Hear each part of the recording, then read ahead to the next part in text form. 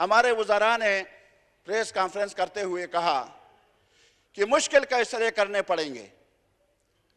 मुश्किल फैसले किस लिए करने पड़ेंगे? गरीबों के लिए, अवाम के लिए, पिसे हुए तबके के लिए, उन लोगों के लिए जो 2 वक्त का खाना वो नहीं खा सकते, उन लोगों के लिए, या वो रात को छत के नीचे वो सो नहीं सकते, उन लोगों के लिए, या वो लोग अपने बच्चों को तालीम नहीं दे सकते, उन लोगों के लिए, या उन लोगों के लिए जो अपने बच्चों को सेहत की सहूलियात नहीं दे सकते, उन लोगों के लिए। लेकिन यह मालूम हुआ कि सिर्फ यहाँ IMF को फ़ायदा पहुँचाने के लिए बैरूनी कर्जे, अंदरूनी कर्जों पर जो सूद हम पर आया है, हमने 3,950 अरब रुपया सूद अदा करने, कर्जा अदा करने के लिए रखा है। और उसमें अफवाज पाकिस्तान का पैसा निकाल लें, उसमें मुलाजिमीन का, मरकजी हुकूमत का पैसा निकाल लें, तो अवाम के लिए क्या बचता है? अवाम के लिए महंगाई, अशाए खुर्दनूश की कीमतें आसमान तक पहुंच गई हैं। क़ुव्वत खरीद गरीब की ख़त्म हो गई है। गरीब ये सोचने पर मजबूर है कि मैं खुदकुशी करूं कि क्या करूं। जनाब स्पीकर, कम अज कम इस बजट में एक रकम रखा जाता कब्र खुदाई के लिए। अब इज्तिमाई खुदकुशियां होंगी और उन इज्तिमाई खुदकुशियों के नतीजे में हमें इज्तिमाई कब्र बनाना पड़ेगा और उसके लिए पैसे रखने पर पड़ेंगे हमें। और मैं आपसे अपील करता हूं कि इसके लिए आप भी सिफारिश कर दें, रूलिंग दे दें कि कुछ रकम इसके लिए रख लें।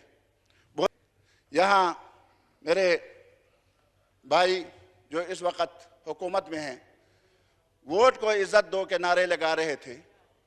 वोट को इज्जत मिल गई जनाब स्पीकर, वज़ीर आज़म उस पार्टी के बन गए, वज़रा भी बन गए, लेकिन वोटरों का सत्यानाश हुआ जनाब स्पीकर।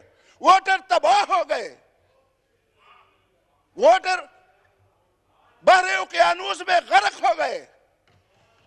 आज के बाद हमें यह नारा लगाना है जनाब स्पीकर, आपको भी, कि वोटर को इज्जत दो, वोट को नहीं, वोटर को इज्जत दो। जब वोटर को इज्जत मिलेगा, ये पाकिस्तान तरक्की करेगा। अब वोटर जो है इतने मायूस हो चुके हैं कि बाहर निकलने के लिए भी तैयार नहीं है जनाब स्पीकर।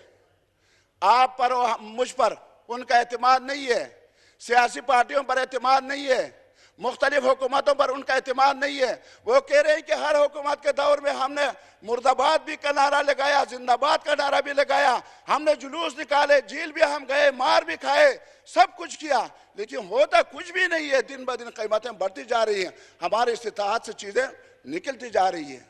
जनाब स्पीकर, बहुत मेहरबानी होगी आपकी। जनाब स्पीकर, आज पेट्रोलियम मसनूआत 210 फी लीटर, इससे एक मोटरसाइकिल वाला भी अब मेरे ख्याल में साइकिल पे आ गया है, और गाड़ी वाला तो छोड़े, वो तो मेरे ख्याल में अपने गाड़ियों को फरोख्त ही कर लेंगे। और ये जो आपने पेट्रोलियम रेगुलेटरी जो ड्यूटी लगाई है, और आपने कहा है कि इस साल इस बजट में 2023 तक हम 750 अरब रुपया हम वसूल करेंगे टैक्स के मद में, ड्यूटी की मद में। जनाब स्पीकर, ये इस वक्त मुमकिन होगा जब पेट्रोल आप बजट पास होने से पहले या बजट पास होते ही अगले दिन आप 210 के बजाय 260 रुपये पेट्रोलियम मसनूआत की कीमत आप फी लीटर मुकर्रर करेंगे, तब जाके आप 750 रुपये ले लेंगे। ये बोझ किस पर होगा जनाब स्पीकर? ये गरीब पर नहीं होगा, गरीब पर ही पड़ेगा। वही गरीब जो हमें वोट देता है, वो गरीब हमें यहां तक पहुंचाया है। मैं आज यहां खड़ा हूं, मैं अपनी बात आपके सामने रख रहा हूं। मेरी अपनी कोई कमाल नहीं है जनाब स्पीकर, न मेरे पास पैसे हैं, न मैं जागीरदार हूं, न मैं सरमायादार हूं, न मैं वडेरा हूं, न मैं सरदार हूं, कुछ भी नहीं हूं, लेकिन लोगों के एतमाद पर मैं यहां आकर खड़ा हूं। लेकिन उन लोगों का अब हाल क्या है?